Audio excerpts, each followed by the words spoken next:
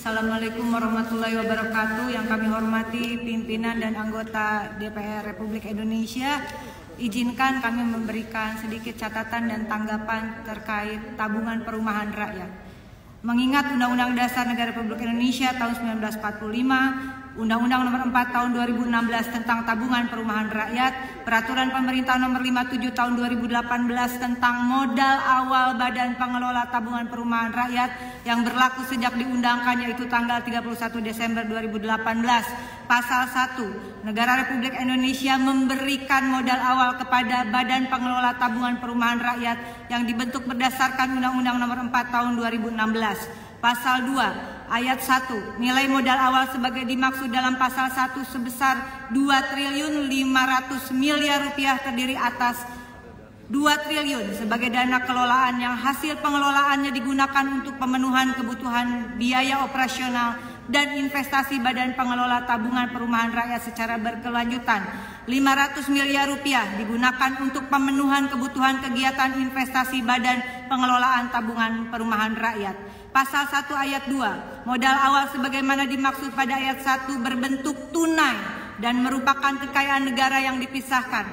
Ayat 3, modal awal sebagaimana dimaksud pada ayat 1 bersumber dari APBN tahun anggaran 2018. Menimbang, pertama, hasil audit BPKRI 2021, kategori pemeriksaan dengan tujuan tertentu berupa pengelolaan dana tapera dan biaya operasional 2020-2021. Sebagai catatan, tahun 2021 saja, tapera mengelola dana PNS aktif sebanyak 4.016.292 orang. Lokus pemeriksaan hanya di 7 provinsi pimpinan, meliputi DKI Jakarta, Sumatera Utara, Lampung, Jawa Tengah, Daerah Istimewa Yogyakarta, Jawa Timur, dan Bali.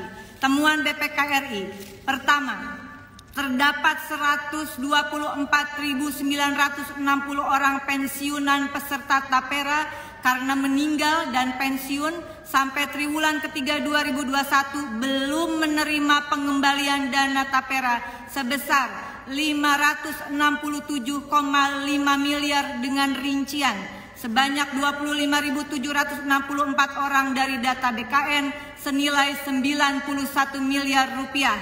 Kedua, sebanyak 99.196 orang pensiunan dari data Taspen senilai 476,4 miliar.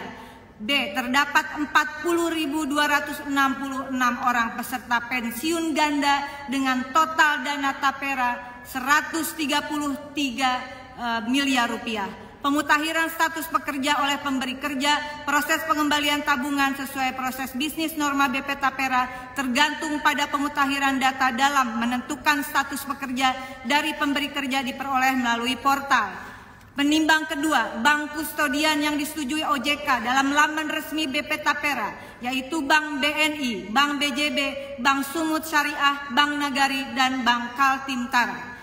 Dengan ini saya merekomendasikan dan mempertanyakan di mana uang 2.500 miliar rupiah yang telah ditetapkan berdasarkan APBN 2018 yang tercantum dalam PP nomor 57 tahun 2018 dan di mana uang senilai 567,5 miliar. Itu baru 7 provinsi. Rekomendasi meminta BPKRI melalui pimpinan DPR RI melakukan audit pemeriksaan dengan tujuan tertentu terkait.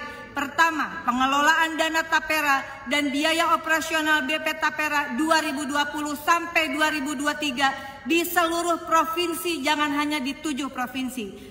Kedua, meminta BPKRI melalui pimpinan DPR RI melakukan audit pemeriksaan dengan tujuan tertentu terkait dana baper tarum PNS senilai 11,8 triliun milik kurang lebih 5,4 juta peserta yang pada Desember 2020 dialihkan ke BP Tapera. Ketiga adalah meminta Bank BPKRI melalui pimpinan DPR RI agar melakukan audit pemeriksaan dengan tujuan tertentu terkait bank kustodian yang telah disetujui OJK, yaitu Bank BNI, Bank BJB, Bank Sumut Syariah, Bank Nagari, Bank Kaltimtara dalam kaitan pengelolaan dana investasi dan dana tapera. Rekomendasi kedua, mendukung Kejaksaan Agung dan KPK untuk mengusut tuntas terkait dana fiktif yang dilakukan oleh PT Taspen senilai kurang lebih 1 triliun termasuk juga dana Tapera. Mendesak pemerintah untuk membayarkan dana Bapetarum PNS Tapera kepada peserta yang telah pensiun atau ahli waris peserta yang telah meninggal. Dan terakhir, mendesak pemerintah membenahi carut-marut tata kelola BP Tapera, dan sebelum itu semua dibenahi pimpinan izin, saya menyatakan mendukung untuk pembatalan dan penundaan Peraturan Pemerintah Nomor 25 Tahun 2020